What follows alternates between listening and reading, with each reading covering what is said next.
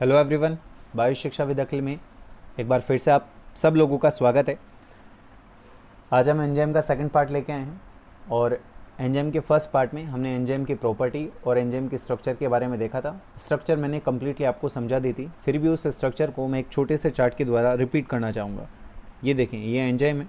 Enzyme को दो प्रकारों में बांटा जा सकता है, पहला सिंपल एंजाइम और दूसरा कॉन्जुगेटेड एंजाइम। सिंपल एंजाइम किसे बोलते हैं? जो केवल प्रोटीन के बने होते हैं, जैसे कि पैप्सिन है, ट्रिप्सिन है, पैपेन है। कॉन्जुगेटेड या होलो एंजाइम किसको बोलते हैं? उन एंजाइमों को बोला जाता है जो प्रोटीन और नॉन प्रोटीन भाग से मिलकर बने होते हैं। इनमें जो प्रोटीन भाग होता है वो एपो एंजाइम होता है, नॉन प्रोटीन भाग होता है वो कोफैक्टर होता है। ये सारी बातें इससे प्रीवियस वीडियो में मैं कर चुका हूँ।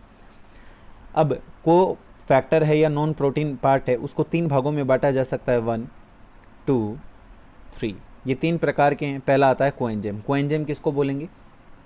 ये ऑर्गेनिक कंपाउंड होते हैं।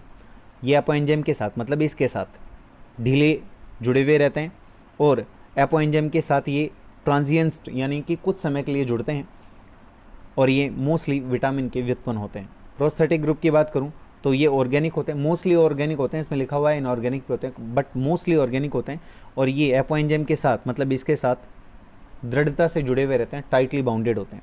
मेटल एक्टिवेटर की बात करूं तो ये इनऑर्गेनिक होते हैं और ये ढीले जुड़े हुए रहते हैं किसके साथ? एपोएंजाइम के साथ। तो इस तरह से ये एंजाइम की स्ट्रक्चर कंप्लीट हो गई। नेक्स्ट टॉपिक आता है हमारा नोमेनक्लेचर ऑफ एंजाइम। तो नोमेनक्लेचर ऑफ एंजाइम में चलें उससे पहले मैं आपको एक 4 डिजिट कंसेप्ट बताना चाहूँगा। 4 यानी कि 4 डिजिट कंसेप्ट। ये 4 डिजिट कंसेप्ट क्या है? हर एंजाइम को 4 डिजिट प्रोवाइड करवाए गए हैं। क्या करवाए गए हैं? 4 डिजिट प्रोवाइड करवाए गए हैं। ये 4 डिजिट क्यों प्रोवाइड करवाए गए हैं देखते हैं। देखें, क्लासिफिकेशन जब किया जाता है एंजाइम्स का तो उनकी एग्जैक्ट पोजीशन का पता लगाने के लिए 4 स्टेप क्लासिफिकेशन किया जाता है, यानी कि उनको 4 डिजिट उपलब्ध करवाए जाते हैं, उनको प्रोवाइड करवाए जाते हैं। 4 डिजिट का एक यूनिक कोड दिया जाता है। फॉर एग्जांपल, आपने एक हेक्सोकाइनेज नाम का एंजाइम सुना है। ये एंजाइम ग्लाइकोलाइसिस प्रक्रिया में काम में आता है। तो इसको 4 डिजिट कौन से दिए गए हैं? 2, 7, 1, 1। अगर इसमें देखिए 4 डिजिट कौन है, तो जो सबसे पहला अंक है वो क्लास को डिनोट करता है। सेकंड डिजिट है वो सब क्लास को डिनोट करता है। थर्ड जो डिजिट है वो सब क्लास को डिनोट करता है और फोर्थ जो डिजिट है वो एंजाइम को डिनोट करता है।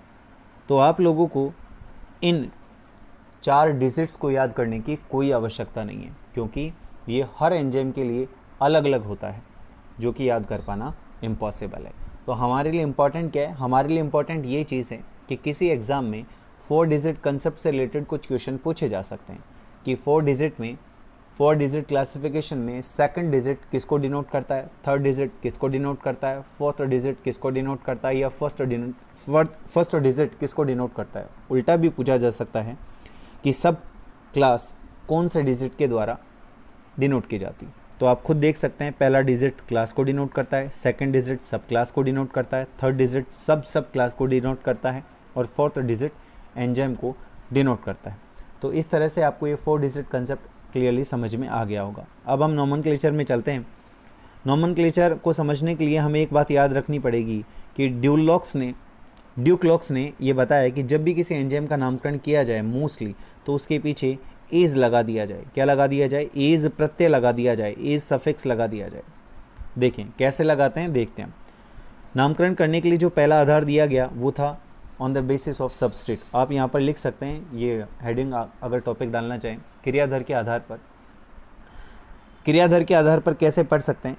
इनका मानना ये था कि, या इसके अनुसार हम ये कह सकते हैं कि कोई भी एंजाइम जिस क्रियाधर पर क्रिया करता है, उसी क्रियाधर के नाम के अंत में यदि एज जोड़ दिया जाए तो वो एंजाइम कहलाएगा। फॉर एग्जांपल आप देखें, जैसे माल्टोज होता है, C12, H22, O11 plus H2।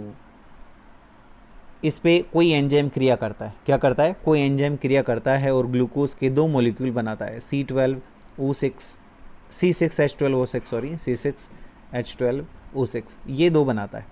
अब इस पे जो एंजाइम आ रहा है वो कौन है? देखें ये कौन है? ये है माल्टोज। ये कौन है? माल्टोज। तो इस पे जो क्रिया कर रहा है उसे नाम क्या दिया गया, उसे नाम दिया गया माल्टेज। क्या दिया गया, माल्टेज। तो क्रियाधर के आधार पर एंजाइम का नामकरण हो गया, आधारीय पदार्थ के आधार पर एंजाइम का नामकरण हो गया। जो आधारीय पदार्थ था, जो सबस्ट्रेट था, उसके अंत में केवल एज प्रत्यय जोड़ दिया गया और नामकरण हो गया। इस प्रकार से जैसे सुक्रोज होगा तो सुक्रोज पे जो काम करेगा उसे सुक्रेज नाम दे दिया जाएगा। अब आगे चलते हैं तो दूसरा प्रकार आता है on the basis of chemical reactions, यानी कि अभिक्रिया की जो प्रकृति होगी उसी आधार पर एंजाइम का नामकरण दे दिया जाएगा। जैसे मान लीजिए ऑक्सीकरण की अभिक्रिया होती है तो उसे एंजाइम को नाम क्या दे दिया जाएगा, ऑक्सीडेज। ये देखिए, इसी प्रकार से अगर विहाइड्रोजनीकरण की प्रक्रिया हो या अभिक्रिया हो तो उस एंजाइम को नाम क्या दे दिया जाएगा, डिहाइड्रोजिनेज। क्या नाम दे दिया जाएगा, डिहाइड्रोजिनेज। थर्ड, अभी हमने देखा सबस्ट्रेट के आधार पर और अभिक्रिया की प्रकृति के आधार पर। तीसरा जो आधार था वो था इन दोनों को मिलाकर या इन दोनों का मिला हुआ रूप। इसमें क्या बताया गया, on the basis of substrate and chemical reaction. कई एंजाइमों के नामकरण में सबस्ट्रेट तथा अभिक्रिया की प्रकृति दोनों के आधार पर नामकरण किया जाता है। जैसे सक्सेनिक एसिड है, सक्सेनिक एसिड से क्या बनता है, फ्यूमेरिक एसिड बनता है और इस दौरान FAD से FADS2 का भी निर्माण होता है। अब देखें तो इसमें क्या किया गया, चूंकि इसमें क्या हो रहा है, विहाइड्रोजनीकरण की अभिक्रिया हो रही है या विहाइड्रोजनीकरण इस अभिक्रिया की प्रकृति है। सक्सेनिक एसिड इसका आधारीय पदार्थ है, तो यहाँ पर जो एंजाइम का नाम दिया गया वो दे दिया गया सक्सेनिक डिहाइड्रोजिनेज, यानी कि आधारीय पदार्थ तथा अभिक्रिया की प्रकृति दोनों के आधार पर एंजाइम का नामकरण कर दिया गया। इसी प्रकार से एल ग्लूटेमिक अम्ल से क्या बनता है, केटामाइन एसिड, तो क्या नाम दिया गया, ग्लूमेट डिहाइड्रोजिनेज। ठीक है। फोर्थ कंडीशन देखते हैं, सिंपल सी है, कुछ एंजाइमों के नाम परंपरागत चले आ रहे हैं, उनमें कोई परिवर्तन नहीं किया गया है, जैसे पैप्सिन है, रेनिन है, ट्रिप्सिन है। आप देखें इनमें पीछे कोई एज वेज नहीं लगा हुआ है, ये सिंपल है, ये ट्रेडिशन नेम है, इनके साथ कोई छेड़छाड़ नहीं की गई है। कुछ एंजाइम्स के नाम अत्यंत जटिल होते हैं जिन्हें याद कर पाना कठिन होता है, इस कारण इन्हें छोटे छोटे नाम प्रतिपादित किए गए हैं। इन नामों को रिकमेंडेड नेम कहा जाता है। नेक्स्ट बात करते हैं, देखिए अंतर्राष्ट्रीय जैव रसायन संघ यानी कि IUB यानी कि इंटरनेशनल यूनियन ऑफ बायोकेमिस्ट्री ने 1955 में नामकरण के लिए कुछ मानक पद्धति दी। इसमें बोला गया जिसमें उसके क्रियाधर अभिक्रिया जिसे वह उत्प्रेरित करता है का समावेश होना चाहिए, ताकि क्रियाधर व अभिक्रिया की अन्य सूचनाओं का ज्ञान हो सके। मतलब आप समझ गए होंगे कि ये कहना चाहते हैं कि अगर आप किसी भी एंजाइम का नामकरण करते हैं तो उसमें क्या क्या चीज़ें शामिल होनी चाहिए, क्रियाधर शामिल होना चाहिए, अभिक्रिया जिसे वह उत्प्रेरित करता है का समावेश होना चाहिए, ताकि आपको क्रियाधर यानी कि सबस्ट्रेट और नेचर ऑफ रिएक्शन का पता चल सके। फॉर एग्जांपल हेक्सोकाइनेज का मानक नाम जो रखा गया वो रखा गया ATP डीहेक्सोज 6 फॉस्फोट्रांसफरेज।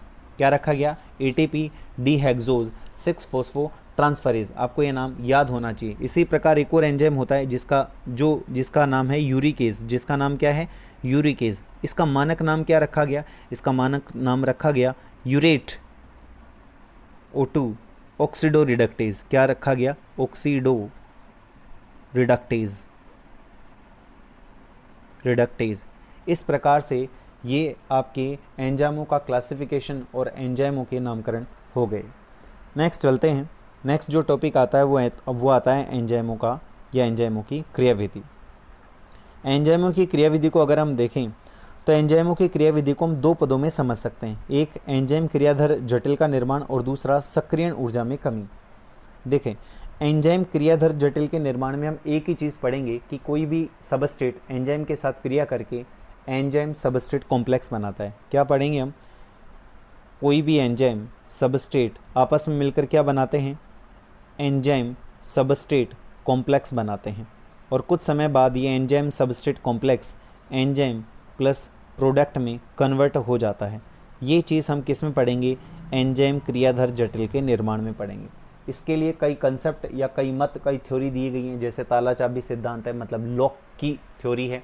दूसरा है प्रेरित आसंजन सिद्धांत, जिसे इंड्यूस्ड इफेक्ट थ्योरी कहते हैं। इन थ्योरियों को इसमें हम देखेंगे और कुछ भी स्पेशल है नहीं इसमें। देखें फर्स्ट आता है formation of enzyme substrate complex. इसमें यही बताया गया है कि कोई भी एंजाइम होता है वो सबस्ट्रेट से बाइंड अप होकर एंजाइम सबस्ट्रेट कॉम्प्लेक्स बनाता है, और ये एंजाइम सबस्ट्रेट कॉम्प्लेक्स कुछ समय बाद एंजाइम प्लस प्रोडक्ट में बदल जाता है। क्यों बदल जाता है? क्योंकि जब क्रियाधर एंजाइम की सतह से जुड़ता है तो एंजाइम का आकार परिवर्तित हो जाता है और क्रियाधरों के मध्य नए बंध बनते हैं, और इन्हीं बंधों के कारण बनने वाला उत्पाद एंजाइम से पृथक हो जाता है, और जो एंजाइम पृथक होता है वो दोबारा अन्य क्रियाधर और सबस्ट्रेट से जुड़ने के लिए स्वतंत्र हो जाता है। तो इन प्रक्रियाओं को समझने के लिए हमें कुछ थ्योरी देखें। ये इस तरह से दिखाया गया, ये एक एंजाइम है और ये एक सबस्ट्रेट है। ये एंजाइम इस सबस्ट्रेट के साथ जुड़ गया तो एंजाइम सबस्ट्रेट कॉम्प्लेक्स बन गया। कुछ समय बाद इसमें रिएक्शन हुई तो एंजाइम अलग हो गया, और ये जो आपके सामने देखें, ये जो आपको यहाँ पर क्रियाधर दिख रहा है ये प्रोडक्ट में कन्वर्ट हो गया। मतलब ये इस तरह से था पहले, तो ये अलग हो गया और ये अलग हो गया, तो इस समय इसको क्या बोला गया? प्रोडक्ट बोला गया। ये कंप्लीट क्या है? प्रोडक्ट है। क्या है ये? प्रोडक्ट है। तो इसी चीज़ को समझाने के लिए कुछ लोगों ने कुछ मत दिए। देखते हैं, पहला है लोक एंड की थ्योरी। लोक एंड की थ्योरी किसने दी थी? एमिल फिशर ने दी थी। देखिए इन्होंने क्या बोला। इन्होंने बोला कि ये एक एंजाइम है। इनका मानना क्या था? इनका ये मानना था कि जिस प्रकार एक ताला एक विशेष चाबी के द्वारा ही खोला जा सकता है, उसी प्रकार एक सबस्ट्रेट पर एक विशेष एंजाइम ही क्रिया करता है और उसे उत्पाद में बदलता है। इनका सिद्धांत या इनकी थ्योरी या इनका बेस यही था। देखें, ये बोलते हैं कि ये चाबी एक एंजाइम की तरह काम करती है और लोक एक सबस्ट्रेट है। जब इन दोनों में क्रिया होती है, मतलब इसको खोलने की प्रक्रिया की जाती है, तो उसे एंजाइम सबस्ट्रेट कॉम्प्लेक्स कहते हैं। कुछ समय बाद जब ताला खुल जाता है तो चाबी अलग हो जाती है, यानी कि एंजाइम अलग हो जाता है, और ताला खुल जाता है, यानी कि अब वो प्रोडक्ट के रूप में बदला जा चुका है, यानी कि अब इसे हम प्रोडक्ट कह सकते हैं। इसी प्रकार से एंजाइम सबस्ट्रेट के साथ जुड़ता है, जुड़ने के बाद एंजाइम सबस्ट्रेट कॉम्प्लेक्स बनाता है और सबस्ट्रेट को प्रोडक्ट में बदल देता है, और स्वयं एंजाइम अलग हो जाता है और नए सबस्ट्रेट से जुड़ने के लिए तैयार रहता है। इस प्रक्रिया में चाबी को एंजाइम से या एंजाइम के समान माना गया है, जबकि ताले को सबस्ट्रेट और खुले हुए ताले को प्रोडक्ट के समान माना गया है। इस मत में आपको एक चीज़ और याद रखनी है कि कोई भी चाबी ताले को क्यों खोल पाती है? वो इसलिए खोल पाती है क्योंकि चाबी पर यहाँ कुछ विशेष पैटर्न पाए जाते हैं जो केवल उसी ताले के लिए बने होते हैं। इसलिए इन पैटर्न को हम एक्टिव साइट्स मान सकते हैं। क्या मान सकते हैं? एक्टिव साइट्स, यानी कि सक्रिय स्थल मान सकते हैं। और इसी प्रकार एंजाइम में भी कुछ सक्रिय स्थल पाए जाते हैं जो सबस्ट्रेट से जुड़ने के लिए तैयार रहते हैं या सबस्ट्रेट के अनुपूरक होते हैं। तो जिस प्रकार चाबी में सक्रिय स्थल स्थिर होते हैं, दृढ़ होते हैं, बदलते नहीं हैं, उसी प्रकार लोक एंड की थ्योरी में एमिल फिशर का मानना था कि एंजाइम पर जो सक्रिय स्थल पाए जाते हैं वो दृढ़ होते हैं, वो बदलते नहीं हैं। इसी के समान एक दूसरी थ्योरी आई जिसे बोला जाता है इंड्यूस्ड फिट थ्योरी। ये भी उसी थ्योरी के समान थी। इसमें भी वही एंजाइम है, इसमें भी वही एंजाइम है प्लस सबस्ट्रेट है। क्या बनेगा? एंजाइम सबस्ट्रेट कॉम्प्लेक्स बनेगा और कुछ समय बाद एंजाइम प्लस प्रोडक्ट अलग हो जाएगा। लेकिन ये इन दोनों में डिफरेंस क्या है, अंतर क्या है? इनमें अंतर ये है कि जहाँ एमिल फिशर ये कह रहे हैं कि सक्रिय स्थल स्थिर होते हैं, दृढ़ होते हैं, तो कोशलैंड कौन थे? जिन्होंने इंड्यूस्ड फिट थ्योरी दी थी। इनका ये मानना था कि जो सक्रिय स्थल होते हैं वो दृढ़ नहीं होते। देख लेते हैं हम ये क्या कहते हैं। इस सिद्धांत के अनुसार एंजाइम में पाए जाने वाले सक्रिय स्थल दृढ़ नहीं होते हैं, अर्थात ये सक्रिय स्थल प्रारंभ से क्रियाधर अणु की संरचना के पूरक नहीं होते हैं, लेकिन जैसे ही ये सबस्ट्रेट के संपर्क में आते हैं तो सक्रिय स्थल इनके अनुपूरक हो जाते हैं।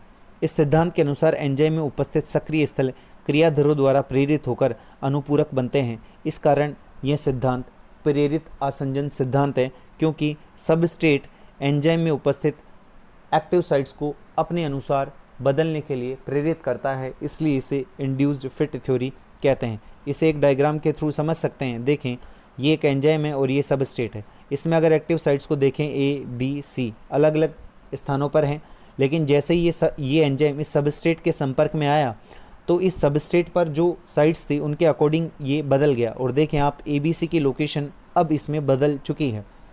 कुछ समय बाद ये एंजाइम सबस्ट्रेट कॉम्प्लेक्स का निर्माण कर लेंगे, क्रिया होगी और प्रोडक्ट अलग हो जाएगा, एंजाइम अलग हो जाएगा। इस प्रकार से ये सिद्धांत कंप्लीट हो जाता है। आगे चलते हैं। जैसे ये दोनों मत समाप्त होते हैं। तो हमने जब एंजाइम की क्रियाविधि टॉपिक पढ़ा था तो हमने 2 टॉपिक पढ़े थे वहाँ, सक्रियण ऊर्जा में कमी करना। ये सक्रियण ऊर्जा में कमी करना क्या होता है ये देखिए। अब सबसे पहले सवाल ये आता है कि सक्रियण ऊर्जा क्या होती है। रासायनिक अभिक्रिया में ऊर्जा मुक्त होती है, रासायनिक अभिक्रिया में ऊर्जा मुक्त होती है, लेकिन इन अभिक्रियाओं को आरंभ करने के लिए कुछ ऊर्जा की आवश्यकता होती है और इसी ऊर्जा को सक्रियण ऊर्जा या एक्टिवेशन एनर्जी कहते हैं। एंजाइमों में यह विशेषता होती है कि वे क्रियाधर के अणुओं के लिए आवश्यक ऊर्जा को कम कर देते हैं, अतः एंजाइम की उपस्थिति में क्रियाकारक कम सक्रियण ऊर्जा पर ही क्रियाफलों में परिवर्तित हो जाते हैं। देखें, मैं आपको एक चीज़ बताऊं, ये बहुत इंपॉर्टेंट टॉपिक है। हमने प्रीवियस वीडियो में जब सक्रियण ऊर्जा का जिक्र किया गया था तब भी ये बताया था कि आगे हम बात कर लेंगे। मैं आपको बता दूं, इतना इंपॉर्टेंट टॉपिक है कि नीट जैसे एग्ज़ाम में इस पर लगभग 2 बार क्वेश्चन बन चुका है। तो आप देखें, इसे हम इस डायग्राम के थ्रू समझ सकते हैं। मैं दूसरे शब्दों में अगर ये कहना चाहूँ कि सक्रियण ऊर्जा क्या है तो मैं आपको बताऊँ कि जैव रासायनिक अभिक्रियाओं को अनियंत्रित और स्वतंत्र रूप से होते रहने से रोकने के लिए जैव तंत्र में सभी रासायनिक अभिक्रियाओं के लिए एक एनर्जी बैरियर यानी कि ऊर्जा रोधक होता है। क्या होता है?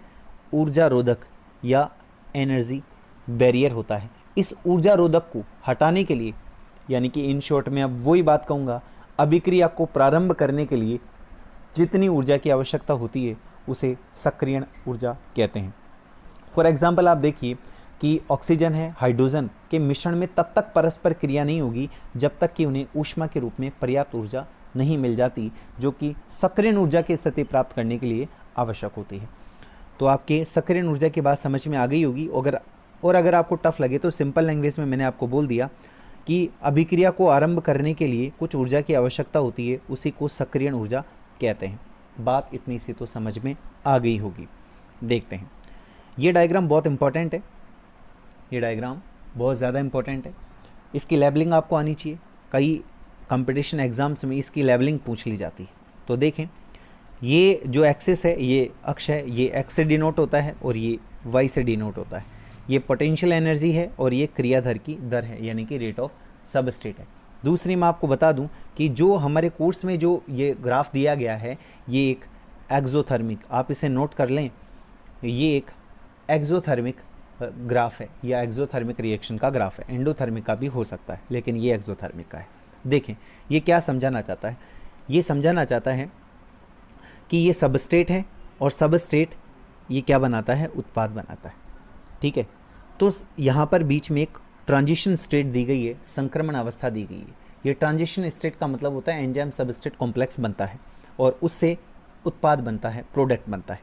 तो ये ट्रांजिशन स्टेट ये बताना चाहती है, इसका मतलब ये है कि अगर मान लीजिए किसी सबस्ट्रेट के पास एंजाइम नहीं होगा, क्या नहीं होगा? एंजाइम नहीं होगा, तो उसकी ट्रांजिशन फेज़ थोड़ी लंबी होगी, यानी कि उत्पाद बनने में थोड़ा अधिक समय लगेगा।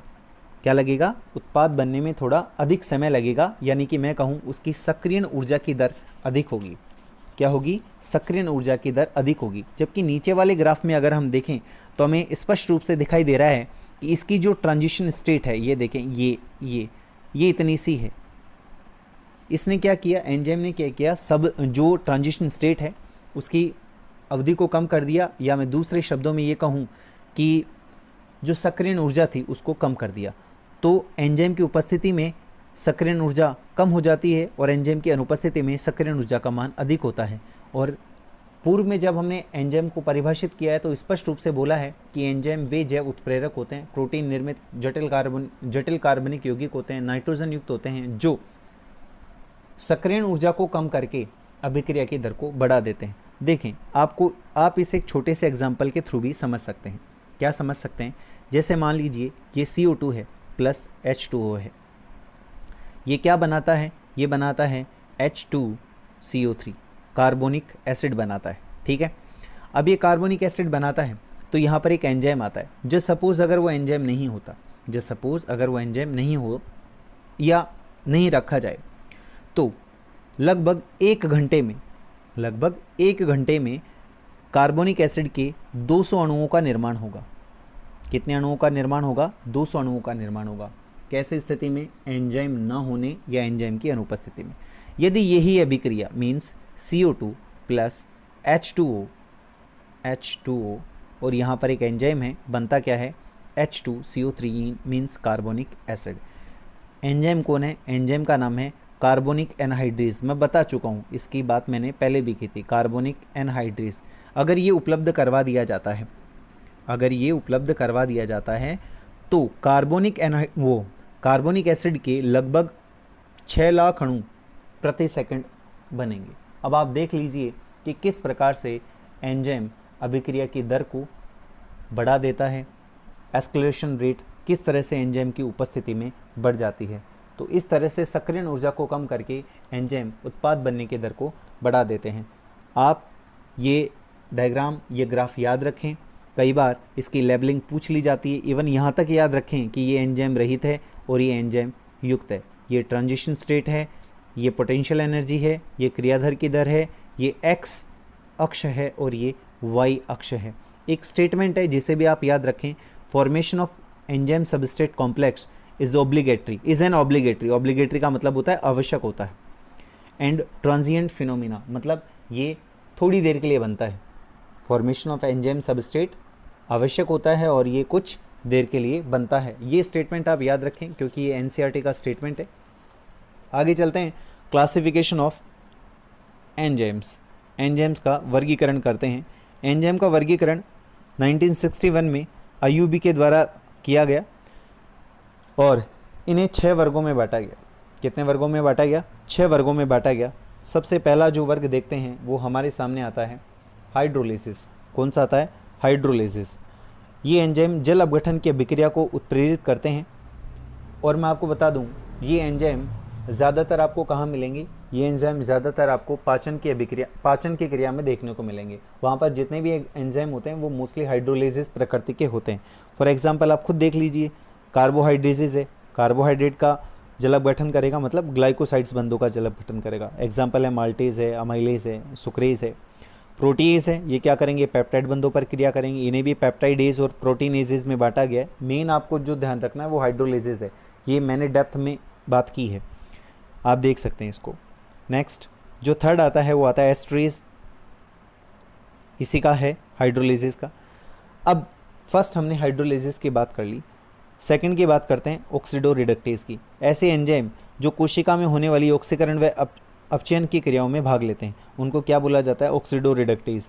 इनको भी हमने 3 भागों में बांटा है, ऑक्सीडेज है, परऑक्सीडेज है, डिहाइड्रोजनेज है। आपको इजीली दिख जाएंगे। ऑक्सीडेज का मतलब होता है हाइड्रोजन हटाकर ऑक्सीकृत किया जाए।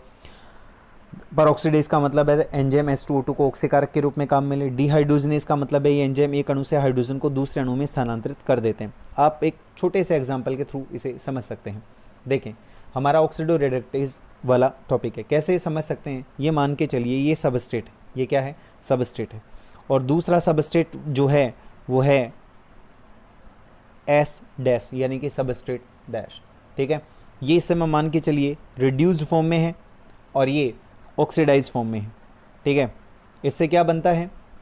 इससे S प्लस S डैश बनता है। यहाँ पर मान के चलिए कि या तो हाइड्रोजन है या इलेक्ट्रॉन है।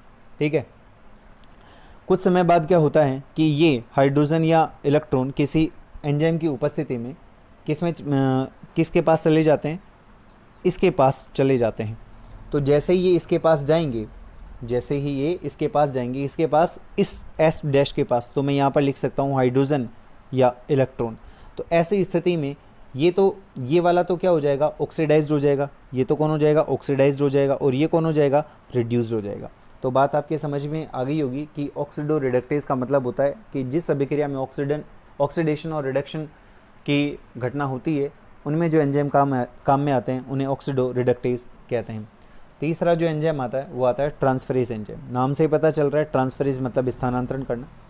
क्रियात्मक दृष्टि से महत्वपूर्ण ये एंजाइम सबस्ट्रेट में हाइड्रोजन के अतिरिक्त किसी भी मूलक, हाइड्रोजन के अतिरिक्त, ये ध्यान रखना है क्योंकि हाइड्रोजन का तो ऑक्सीडो रिडक्टेज में भी होता है। तो आपको ये चीज़ याद रखनी है कि हाइड्रोजन के अतिरिक्त किसी भी मूलक अथवा समूह को एक क्रियाधर से दूसरे क्रियाधर में स्थानांतरण कर देते हैं। इसे भी आप एक छोटे से एग्जाम्पल से समझ सकते हैं। जैसे मान के चलिए कि ये सबस्ट्रेट है और ये S सबस्ट्रेट है। ठीक है, इसके पास एक G ग्रुप है। इसके पास क्या है? एक G ग्रुप है। होता क्या है? अब क्या होगा? देखें, ये सबस्ट्रेट है, ये अपना G इस H डैश को दे देता है तो क्या बनता है H डैश G। तो ये अभिक्रिया क्या कहलाती है, ये ट्रांसफ़र अभिक्रिया है, मतलब इसमें जो एंजाइम काम में आएगा वो ट्रांसफरेज आएगा। बस आपको एक बात याद रखनी है कि ये सारी अदर देन हाइड्रोजन, मतलब हाइड्रोजन अगर होगा तो उसे हम ट्रांसफरेज में काउंट नहीं करेंगे। इसके बहुत सारे एग्जाम्पल हैं, देखें, जैसे ट्रांसएमिनेज है, ट्रांसफॉस्फेटेज है, काइनेज एंजाइम फॉस्फेट समूह के स्थानांतरण को उत्प्रेरित करता है। तो इस प्रकार से 3 एंजाइमों के बारे में हमने बात कर ली। चौथा जो एंजाइम आता है वो आता है आइसोमरेज। देखते हैं, आइसोमरेज नाम से पता चल रहा है समावयवी। क्या होगा समावयवी में, देखें,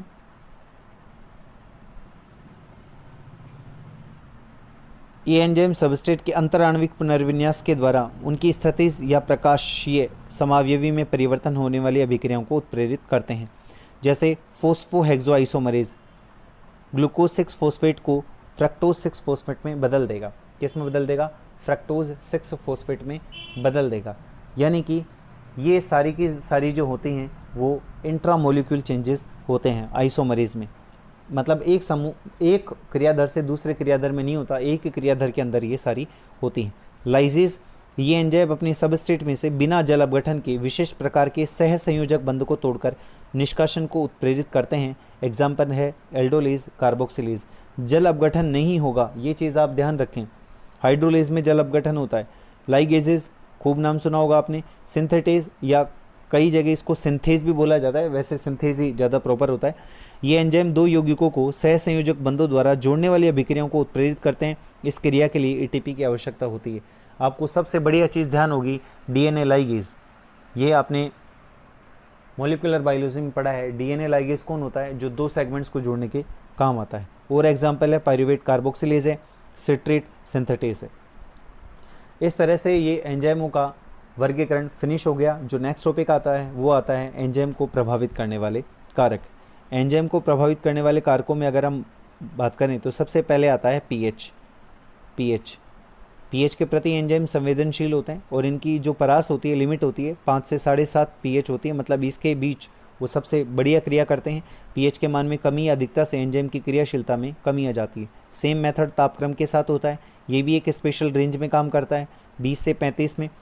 इस सीमा में यानी कि 20 डिग्री सेल्सियस है और अगर 10 डिग्री बढ़ा दिया जाए यानी कि 30 डिग्री सेल्सियस तापमान हो जाए तो अभिक्रिया की दर लगभग 2 से 2.5 गुना बढ़ जाएगी। और मैं आपको ये भी बता दूं, इसमें भी ये होगा, अगर कम होगी या टेम्परेचर अधिक होगा तो अभिक्रिया की दर कम हो जाएगी। अत्यधिक ताप पर एंजाइम विकृत हो जाते हैं और न्यून ताप पर अस्थायी रूप से निष्क्रिय हो जाते हैं। नेक्स्ट आता है क्रियाधरों की सांद्रता। क्रियाधर की सांद्रता निम्न श्रेष्ठतम या अधिकतम हो सकती है। क्रियाधरों की सांद्रता एक निश्चित सीमा तक बढ़ाने से एंजाइम रासायनिक क्रिया में वृद्धि होती है, लेकिन सीमा से अधिक सांद्रता होने पर क्रियाशीलता कम हो जाती है क्योंकि क्रियाधरों को एंजाइम के सक्रिय स्थल नहीं मिलते। क्रियाधरों की सांद्रता से मतलब क्या है, आप आराम से सुनिएगा। जैसे मान लीजिए यहाँ पर एक एंजाइम है, क्या है, एंजाइम है, ये ज़्यादा से ज़्यादा 200 सबस्ट्रेट, ये केवल एग्जाम्पल है, 200 पदार्थ अणुओं के साथ जुड़ सकता है। लेकिन जब क्रिया प्रारंभ हुई तो हमने यहाँ पर मात्र 50 सबस्ट्रेट यानी कि पदार्थ के अणु लिए और एंजाइम का एक अणु था, ठीक है। जब हम इस सबस्ट्रेट की मात्रा को 50 से 60 करेंगे, 70 करेंगे, 80 करेंगे, 90 करेंगे, 100 करेंगे, 150 करेंगे, 250 करेंगे, तब तक प्रोडक्ट बनता रहेगा और अभिक्रिया की दर तीव्र होती रहेगी। लेकिन ऐसी स्थिति आएगी कि जब हम पदार्थ अणुओं की संख्या 200 से अधिक कर देंगे तो प्रोडक्ट बनने की दर कम हो जाएगी क्योंकि अब एंजाइम के पास सक्रिय स्थल नहीं है।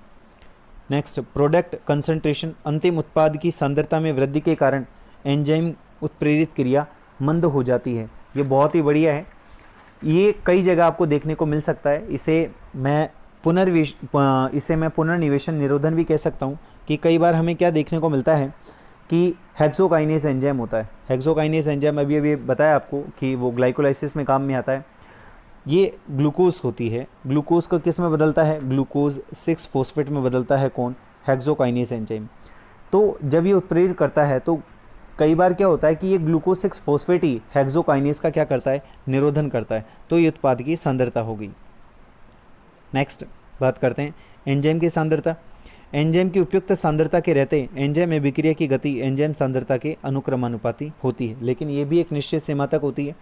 यानी कि एक निश्चित सीमा से अधिक सांद्रता बढ़ाने पर क्रिया की दर पर कोई प्रभाव नहीं पड़ेगा और वहीं स्थिर हो जाएगी, क्योंकि क्रिया दर की सांद्रता अपेक्षाकृत कम रह जाने के कारण एंजाइम के सक्रिय स्थल खाली रह जाते हैं। आप खुद देखिए, अब जो मैंने उस समय सबस्ट्रेट की सांद्रता की बात की थी, अब मैं एंजाइम की सांद्रता की बात करूँगा।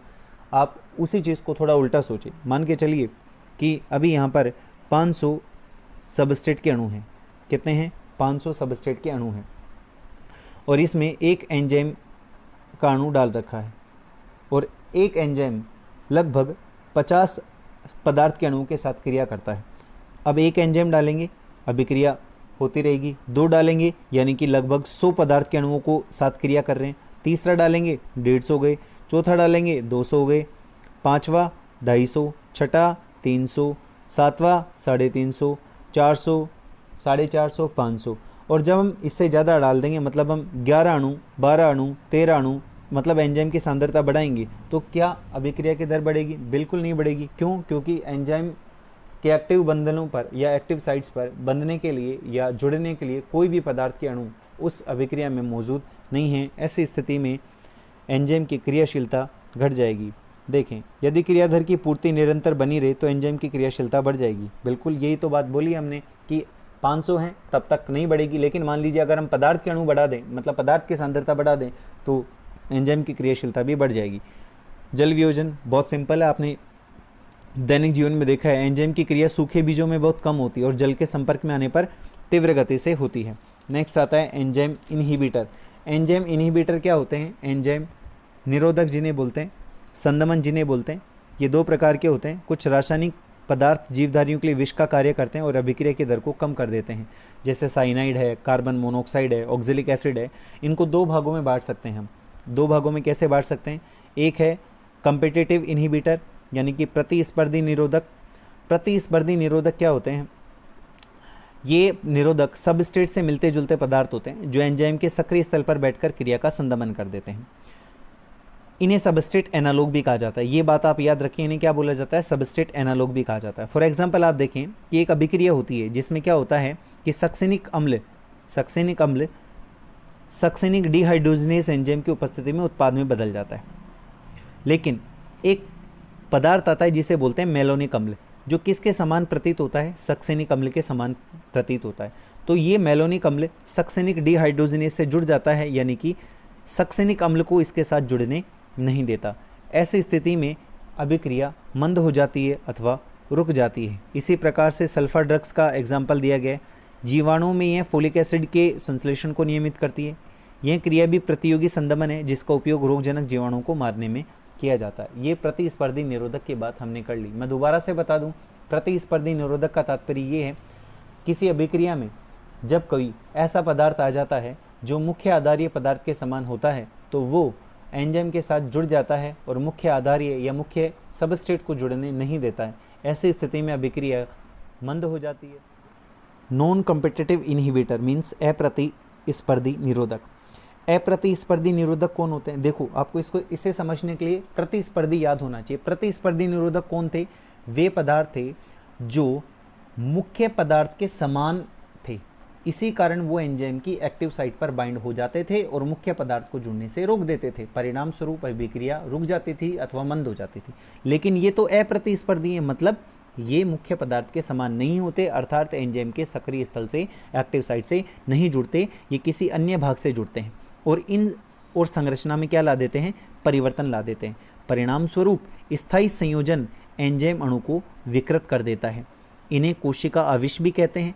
फॉर एग्जाम्पल आप देखिए, साइनाइड है, ये साइटोक्रोम ऑक्सीडेज को श्वसन की क्रिया में संदमित कर देता है और ये अभिक्रिया अनुत्क्रमणीय संदमन कहलाती है। इस तरह से एंजाइम टॉपिक है वो कंप्लीट हो गया, ऑलमोस्ट कंप्लीट हो गया। कुछ और भी इम्पॉर्टेंट बातें हैं, जैसे मैं एक बात आपको बताना चाहूँगा। आपने एक नाम सुना होगा, माइकेलिस स्थिरांक। माइकेलिस स्थिरांक ये डिफाइन करना चाहूँगा क्योंकि कई एग्जाम पे पूछ लिया जाता है माइकेलिस स्थिरांक। माइकेलिस स्थिरांक क्या है? माइकेलिस स्थिरांक का मतलब है किसी एंजाइम का Km स्थिरांक उसके सबस्ट्रेट की वह सांद्रता होती है जिस पर एंजाइम की क्रिया की अधिकतम दर से आधी दर प्राप्त हो जाए। कितनी दर प्राप्त हो जाए? आधी दर प्राप्त हो जाए। मैं आपको इसे एक ग्राफ से समझाता हूँ। जैसे मान लीजिए ये ग्राफ है, ठीक है। और ये इसकी अधिकतम है, ये मान लीजिए ये इसकी अधिकतम है, मैक्सिमम है, मैक्सिमम लिख दीजिए यहाँ पे, ये मैक्सिमम है, ठीक है। क्या बोला हमने, और यहाँ पर मैं एक बार ये v/2 कर देता हूँ, आदि की बात कर रहे हैं ना, ये क्रिया का वेग है और ये Km स्थिरांक है। हमने क्या बोला, किसी एंजाइम का Km स्थिरांक उसके सबस्ट्रेट की वह सांद्रता है जिस पर एंजाइम की क्रिया की अधिकतम दर आधी हो जाए। कितनी हो जाए, आधी हो जाए। तो Km कांस्टेंट एंजाइम की कैटालिटिक एक्टिविटी को यानी कि उत्प्रेरक प्रक्रिया को दर्शाता है। दूसरा मैं आपको ये भी बता दूं कि Km अगर सिंपल शब्दों में देखा जाए तो Km का मतलब होता है कि एंजाइम का क्रियाधर से लगाव क्या है या एंजाइम क्रियाधर से कितनी एफिनिटी रखता है उसका अनुमान Km के द्वारा लगाया जाता है। और Km का मान जितना कम होगा, माइकेलिस स्थिरांक का मान जितना कम होगा, उतना ही एंजाइम का क्रियाधर से लगाव अधिक होगा। तो आप तो कुछ चीज़ें याद कर लें कि Km नियतांक का मान क्या होना चाहिए, कम होना चाहिए। क्या होगा, कम होना चाहिए। अगर इसका मान अधिक हुआ, ऐसी स्थिति में एंजाइम क्रियाधर से लगाव नहीं रखेगा। बात समझ में आ गई? आई होप आपको ये सारे टॉपिक समझ में आए होंगे। फिर भी अगर किसी को कोई डाउट है, कोई प्रॉब्लम है तो कमेंट करें, मैसेज करें। और इसी के साथ एंजाइम चैप्टर, एंजाइम टॉपिक समाप्त हो गया। आगे हम फोटोसिंथेसिस के वीडियो के साथ मिलेंगे। तो आज के लिए इतना ही। Thank you very much. जय हिंद, जय भारत। अगर आपको वीडियो पसंद आया है तो चैनल को सब्सक्राइब कीजिए और सब्सक्राइब करने के लिए वीडियो के नीचे सब्सक्राइब बटन पर क्लिक कीजिए, जिससे कि आपको वीडियो सबसे पहले मिल सके। और साथ ही लाइक के बटन को दबाकर वीडियो को लाइक भी कीजिए।